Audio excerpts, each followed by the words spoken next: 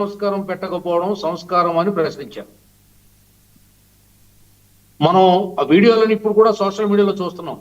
చిరంజీవి గారు 2 చేతులు ఎత్తి మీరు తల్లి లాంటి వారని ఆనాడు ముఖ్యమంత్రిగా ఉన్నటువంటి వ్యక్తిని సంబోధిస్తే అవతల వ్యక్తి కనీసం రియాక్ట్ అవ్వలేదు.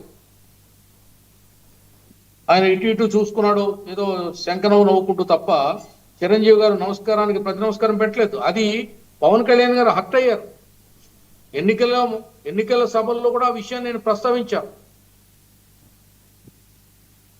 చిరంజీవి గారు కూడా జరగలేదంటే మీరంటారండి అవమానం జరిగింది. ఏంటంటే బాబు ఇలాంటి పిలుస్తారు మీరు సార్కి ఎంతమంది ఆయనకి ఇవ్వండి. ఓకే ఓకే ఆన్సర్ మాట్లాడు. ఇంత అసహనం అయితే ఎట్లా మాట్లాడలేదు? అంత అసహనంగా మాట్లాడితే ఎట్లా?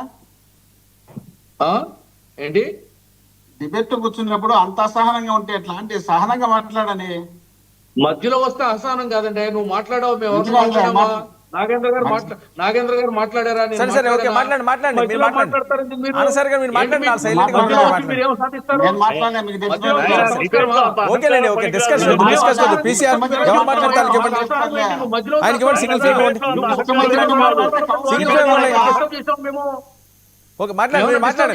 మీరిద్దరు మాట్లాడితే మేము ఎప్పుడు మాట్లాడట్లా, నాగేంద్ర గారు కానీ నేను కానీ.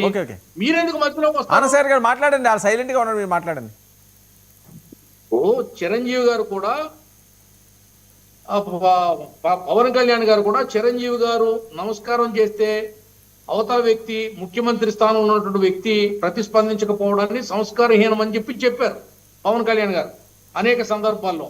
క్లారిటీ ఇంకా అదే క్లారిటీ. మేము ఇచ్చే క్లారిటీ లేదు, మీరు ఇచ్చే క్లారిటీ లేదు, వాళ్ళు ఇచ్చే క్లారిటీ లేదు.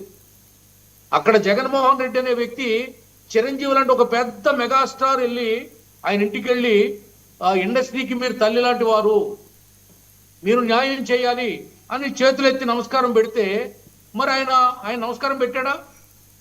ఆయన సంస్కారంగా ఉన్నాడా? ప్రతి నమస్కారం చేయలేదు కదా. దాన్ని పవన్ కళ్యాణ్ గారు హర్ట్ అయ్యారు. ప్రాధేయపడితే పనులు కావన్నాడు ఆయన. మన హక్కు అన్నాడు పవన్ కళ్యాణ్ గారు.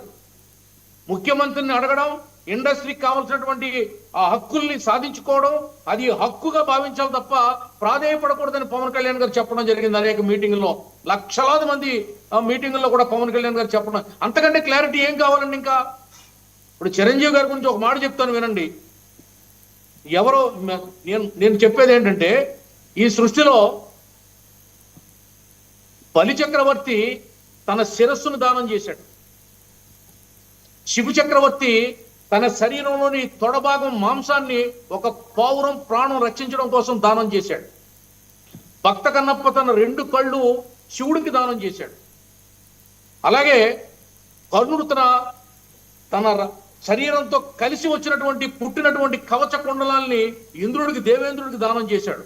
కానీ ఈ సృష్టిలో భూదానం, గోదానం, సువర్ణదానం, కన్యాదానం, ఇటువంటి శిరస్సు దానం, మాంసదానం, రక్తదానం, కళ్ళు దానం, ఇన్ని దానాలు చేసినటువంటి దాన కర్ణులు ఉన్నారు తప్ప, దాతలు ఉన్నారు తప్ప రక్తదానం చేసిన ఏకైక దాత చిరంజీవి.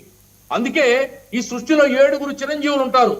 అశ్వత్థామ బలిర్వ్యాసో హనుమానుచ్చ విభీషణ కృప పరశురాముచ్చ సప్తైతే చిరంజీవిని అన్నారు.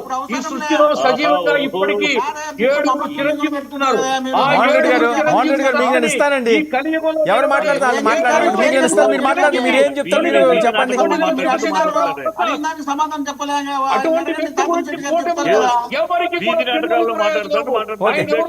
సరే సరే okay okay okay okay okay Anand గారు, ఆనంద్ గారు ఓకే,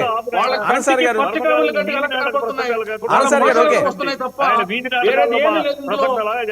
ఏదో చిచ్చు పెట్టాలి, పచ్చని కాపుల్లో చిచ్చు పెట్టాలనే ప్రయత్నం తప్ప ఈ వైసీపీ సాధించేది ఏముండదు. Nothing, zero. Okay okay okay Nagendra గారు, నాగేంద్ర గారు రెస్పాండ్, నాగేంద్ర గారు ఇవ్వండి. నాగేంద్ర గారు ఇవ్వండి. నాగేంద్ర గారు మాట్లాడండి.